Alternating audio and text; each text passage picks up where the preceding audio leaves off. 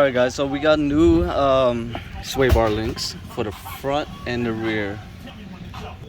So it's for the front and the rear of a 2003, actually this model is a 2004 Toyota Camry. So I'm going to be swapping out the old sway bar links on the front and the rear of this vehicle. So right now I took out the lug nuts at the moment, and I'm going to check out the wheel.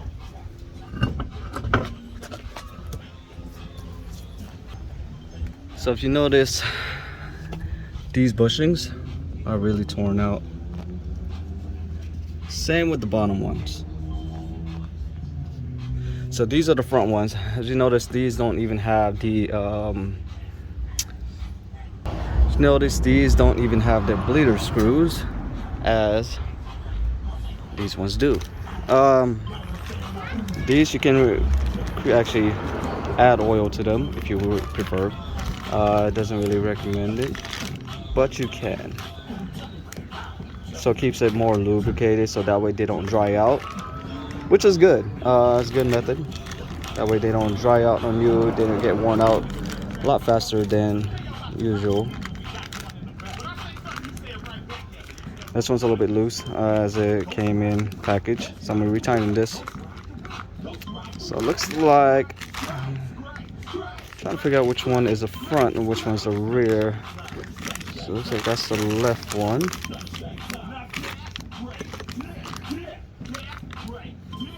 So figure out these longer ones are actually the ones in the front, and these little short ones are in the rear. Figure it out by matching the length of it, and these are the ones. So I'm gonna remove them by getting a wrench that fits this size. Looks like it's a 14mm perhaps, and the other one might be also 14mm. So you're gonna have two wrenches, one to loosen it, the other one to hold it tight, because otherwise it's not gonna come off. All right, so I'm gonna get to the distance install. All right guys, so it's actually a 17mm. I'm way off from 14.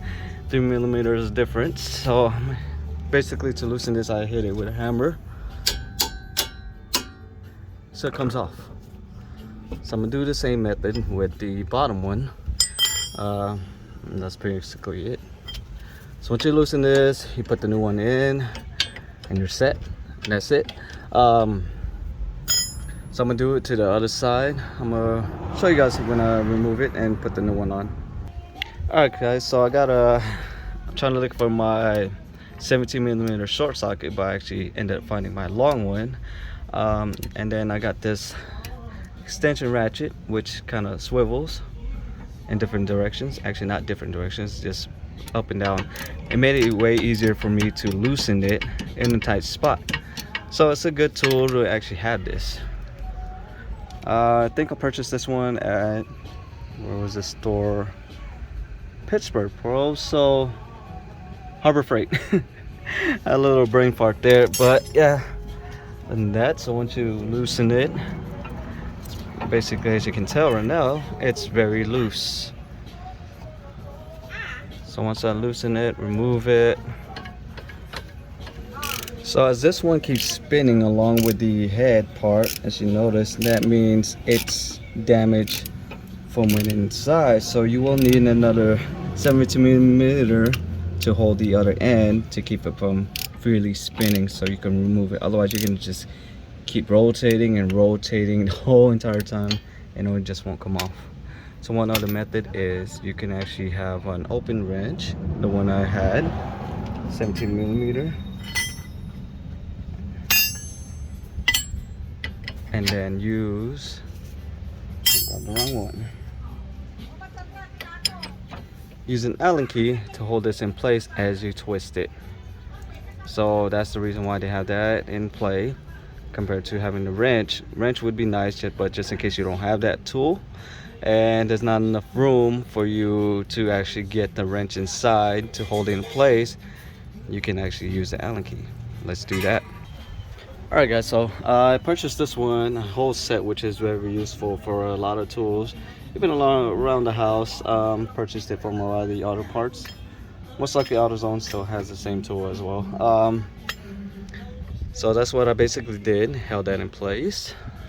and then as you twist it, you could actually twist this, or the other way actually, to loosen it. But right now, since I'm occupied holding the phone and trying to do this at the same time, makes it more difficult. So I'm gonna remove it, guys. That's one way to do it, which makes it a lot easier. Same thing, same method with the other end to remove it. So all right, I'm gonna remove it first. All right, so you can see how worn out the bushings is for this end. This one doesn't actually have the threads which you can hold it in place. Yeah, this one's a little bit different. The design's different comparison to what this one is. So you do need another 17mm size wrench here to hold it in place as well. So let's make sure it really is a 17mm before I start working on it. And then next thing, yes it is. Got it. Okay, so I'm gonna do that. So basically all you got to do is just slide it in just like that. You might want to start from the top first because that's the one that's a little bit more difficult to manage. So just twist the little edge first.